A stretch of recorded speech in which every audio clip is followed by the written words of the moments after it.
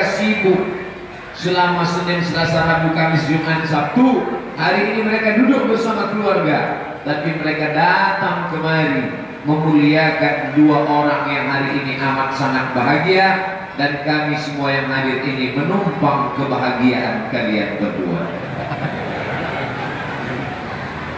Tapi saya yakin dan percaya di tengah kebahagiaan ini tak terhitung banyak juga anak-anak gadis yang meneteskan air mata.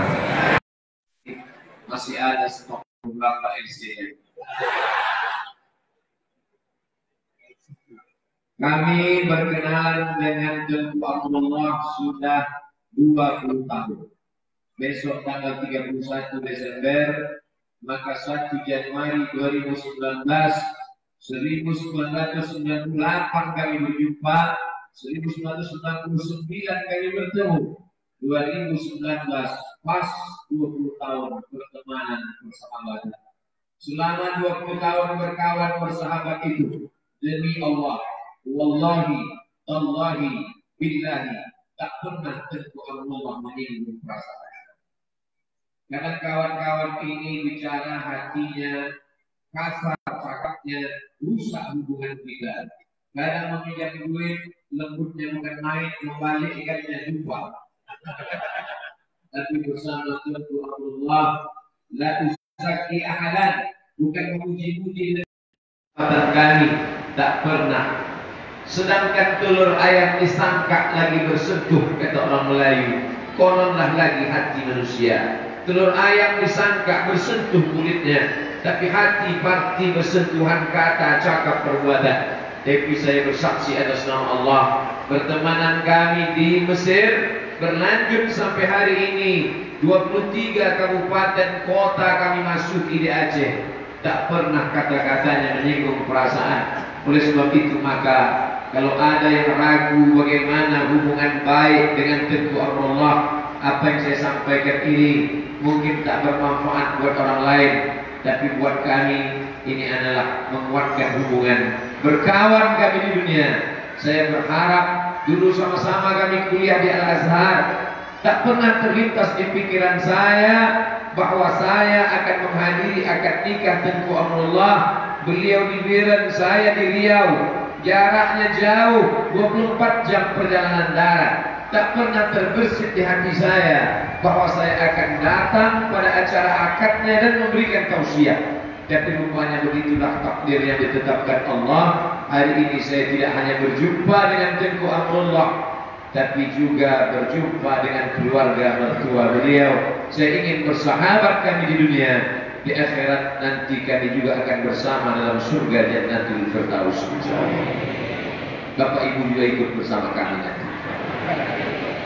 Tertulis di kertas ini jadwal tentatif safari dakwah Abdul Somad 29 sampai 31 Desember, hari Ahad 30 Desember, jam 5.30 tausiah subuh di Masjid Panggoy, 7 sampai jam 8 sarapan pagi, jam 8 sampai 9 ke Matang Gelumpang 2, jam 10 tepat tertulis prosesi nikah of the year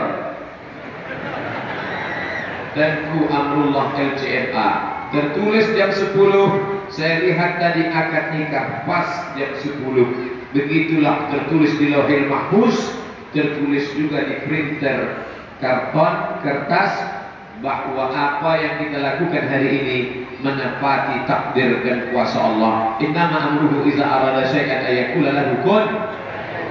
Apa yang terjadi hari ini direkam, streaming, ditonton oleh sahabat-sahabat dakwah di seluruh Indonesia, bahkan mungkin di luar negeri, Malaysia. TKI TKW yang sudah menjadi pahlawan bangsa di Hong Kong, di Cina, di Saudi Arabia. Ini membuktikan, wahai saudaraku, jangan cemas pada yang belum ada, jangan terlalu berharap pada yang sudah ada. Yang sudah ada ta'aruf, yang sudah kenalan, yang sudah pacaran, na'udzubillah, jangan kalian terlalu berharap, belum tentu jadi. Tapi yang belum nampak, belum ada, hari ini dibuktikan Allah. Hai jembloan-jemblowati, berbahagialah kalian hari ini. Bagaimana perjuangan Tunku Amrullah LCMA. Saya sejak pulang tak berjumpa dengan beliau, lalu kemudian dapat kabar beliau S2 di UIN Sumatera Utara. Sejak itu kami kontak, tapi juga tak jumpa. Sejak dapat jadwal bersama Tengku Fadil Rahmi LC keliling 12 kabupaten kota, disitulah baru bertemu lagi dengan Tengku Amrullah. Dan pertemuan ini mudah-mudahan mendatangkan barokah dan berkah. Yang paling besar adalah pernikahan hari ini. Mudah-mudahan kita semua mendapatkan rahmat dan kebaikannya, insyaallah. Amin. Tausiah nikah ini saya batasi 3 untuk mempelai perempuan, 5 untuk mempelai laki-laki. Setuju? 3 untuk mempelai perempuan berdasarkan hadis dalam kitab Mustadrak Al-Hakim. Qala Rasulullah sallallahu alaihi wasallam, Rasulullah bersabda, wahai adinda, ciri perempuan solehah ada 3. Idza ra'aitaha sarratka, kalau suamimu melihatmu senang hatinya. Kalau suamimu memandangmu lapang dadanya. Kalau suamimu memperhatikanmu hilang beban pikirannya. Oleh sebab itu, wahai istri-istri solehah, nasihat ini saya sampaikan pada pengantin baru, tapi juga berlaku untuk pengantin yang lama. Nasihat ini unlimited edition. Bapak-bapak jangan jawab, jangan tanya, diam saja. Apakah selama ini kalau kau pandang istrimu senang hatimu? Saya tahu jawabannya masih tidak. Yang pertama, wahai mempelai perempuan, idza kalau dia memandangmu, idza ra'aita asaratka, kalau kau lihat dia senang hatimu. Sebagaimana hari ini engkau cantik, begitu juga nanti setelah anak itu 2 dan 3. Sebagaimana hari ini engkau harum semerbak bunga-bunga, begitu juga nanti 10 tahun yang akan datang. Amin. Banyak mempelai perempuan di hari ini setengah botol parfum habis, lahir anak 2 bau bawang saja. Banyak perempuan bersolek cantik bukan untuk suaminya, tapi untuk laki orang. Kalau untuk suami orang bedak kurang tebal, lipstik kurang banyak, cantik bukan main menawan, mau keluar rumah menengok laki orang. Tapi kalau sama laki sendiri macam hantu. Na'udzubillah. Oleh sebab itu, jangan ada ibu-ibu yang tersinggung. Kalau tersinggung berarti betul. Yang saya sampaikan ini, poin pertama untuk mempelai perempuan, idza ra'aita sarratka, ketika dia memandangmu, suami melihatmu, maka lapang dadanya. Ini laki-laki tugasnya berat. Di kantor dia ditekan atasan, di jalan kena razia, kena tilang. Di rumahlah hatinya lapang. Kalau sampai di kantor ditekan atasan, di jalan pula dia susah, di rumah pun susah juga. Kemana lagi dia mau pergi? Akhirnya laki-laki pergi ke karaoke, pergi dugem, dan oyok jalannya karena sabu-sabu dan narkoba. Oleh sebab itu maka baiti jannati, rumahku adalah surgaku. Kebahagiaan laki-laki adalah memandang istrinya sesuai dengan hadis yang saya bacakan ini. Yang kedua, idza amartaha atau atska, kalau kau perintah dia maka dia patuh dan taat kepada. Tapi perintah laki-laki itu sesuai dengan ketentuan Al-Quran dan Sunnah Rasulullah Sallallahu Alaihi Wasallam. Banyak juga perintah laki-laki tidak perlu kau patuhi. Perintah ini tidak benar karena bertentangan dengan Quran dan Sunnah. Ustaz Somad, ya, suami saya melarang saya pakai jilbab, disuruhnya saya buka jilbab, rambut saya disuruhnya rebonding, disuruhnya rambut saya dicat 3 warna, merah, kuning, kelabu. Kata dia, kalau kau tak patuh sama aku, neraka jahanam tempatmu. Dulu surgamu di bawah tapak kaki ibumu, setelah nikah dengan aku, surgamu di bawah tapak kaki aku. Ini laki-laki goblok, bininya jahil. Maka kau tidak perlu patuh kepada manusia kalau menyebabkan maksiat kepada Allah. La ta'ata li makhluqin fi maksiatil khaliq. Tidak ada ketaatan kepada makhluk kalau perbuatan itu menyebabkan maksiat melawan Allah Subhanahu wa taala. Maka yang kedua, wahai istri-istri salehah, wahai ibu-ibu, wahai ibu rumah tangga, idza amartaha atau atka, kalau suamimu memerintah patuhlah engkau selama perintah itu sesuai dengan Quran dan sunnah Rasulullah Sallallahu Alaihi Wasallam. Berapa banyak laki-laki memerintah istrinya pakai jilbab, tutup aurat, jangan pakai celana jeans, jangan keluar rumah, jangan pergi arisan. Aku tidak suka engkau pergi arisan dengan kawan-kawanmu SMA dulu. Nanti kau jumpa dengan mantan lalu kau CLBK. Cucian lama belum kering. Tapi istri melawan. Baru saja masuk WhatsApp tadi malam, Ustaz Somad, kami menikah. Setelah menikah kami bersama. Setelah bersama kami satu rumah. Setelah bersama satu rumah satu kamar. Tapi ada yang tak enak Pak Ustaz.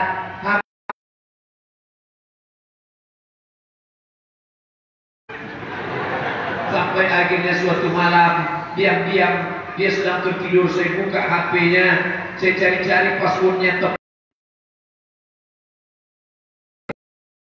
Sakit hati saya Pak Ustaz. Bagaimana nih Pak Ustaz? Ini istri yang model begini neraka jahanam tempatnya. Na'udzubillah. Maka poin perintahnya untuk taat, ikuti suami. Yang ketiga, idza ghibta, kalau kau pergi jauh ada tugas, hafizat, jaganya engkau fi nafsiha wa mali salihah. Laki-laki pergi pagi pulang petang, anak belum bangun, suami sudah pergi, pulang malam anak sudah tertidur, maka anak oleh perempuan. Beruntunglah bapak-bapak sering pergi dalam pulang. Siapa nama bapaknya? Pak Toy. Oleh sebab itu siapa yang akan menjaga? Hai perempuan, idza ghibta, kalau suami mau pergi, hafizat fi nafsiha wa maliha, dirinya dia jaga, kehormatannya dia jaga. Di Aceh perempuan tidak hanya menjaga rumahnya, menjaga anak-anaknya, sampai wajah perempuan-perempuan di Aceh tak hanya menjaga anak-anak suaminya, tak hanya menjaga rumah suaminya, tak hanya menjaga dirinya, wajahnya pun dia jaga, rambutnya tak apa, lekuk tubuhnya tak kelihatan. Inilah ciri perempuan, dirinya dan anak-anaknya. Mudah-mudahan yang tiga ini ada pada ibu-ibu, insya Allah. Amin. Kalau sudah ada, alhamdulillah. Kalau tak ada, kalau belum ada, mudah-mudahan setelah yang tiga untuk perempuan. Sekarang apa yang lima untuk mempelai laki-laki? Hai mempelai laki-laki, ada yang pertama, kasih istrimu makan. Hukum kompilasi hukum Islam Indonesia. Yang pertama, kasih dia makan. Berapa banyak perempuan harus mencari makan gara-gara makan. Suami maunya datang senang jawab. Laki-laki dapat harta warisan 2 kali bagian perempuan. Bukan karena kalian hebat, tapi karena ada tanggung jawab yang luar biasa. 16 mayang tanggung laki-laki. Biaya pernikahan, minum, pakaian ditanggung laki-laki. Oleh sebab itu, hai laki-laki, tanggung jawabnya yang pertama memberikan makan istri. Yang kedua, mereka pakaian. Alhamdulillah, orang-orang Aceh yang tak memberikan pakaian kepada istrinya. Istri tinggi 170 cm, dikasihnya kain 60 cm. Bukan. Kadang kainnya panjang, ya Allah Subhanahu wa taala, pakaian hunna libasul lakum, perempuan menjadi pakaian bagi laki-laki, antum libasul lahun, dan kamu menjadi pakaian dengan yang kau mampu. Tapi perempuan dengan tuntut macam-macam. Setelah menikah perempuan menuntut, aku mesti kau tinggal di tempat rumah hotel bintang. Istri menuntut, minta buatkan kita 7 beli kepada saudara yang dimuliakan Allah Subhanahu wa taala. Oleh sebab itu 3 tanggung jawab laki-laki. Pertama, makan. Yang kedua, pakaian. Yang ketiga,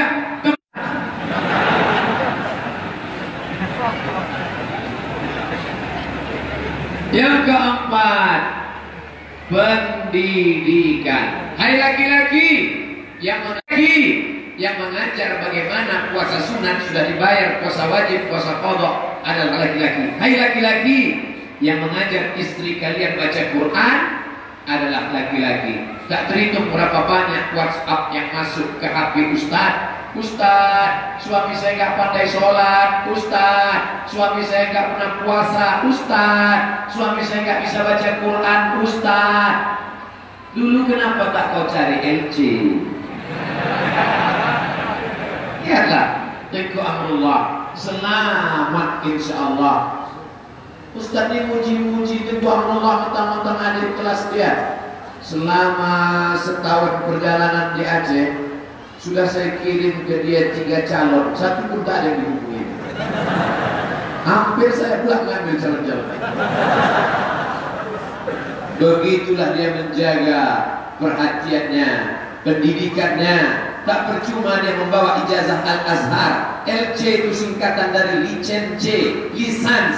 Al-Azhar memberikan ijazah. Orang ini dapat ijazah, berilmu, mengajarkan ilmunya. LC diambil dari kata ajaza yujizu ijazah. Orang ini sudah dapat ijazah untuk mengajarkan ilmu-ilmunya.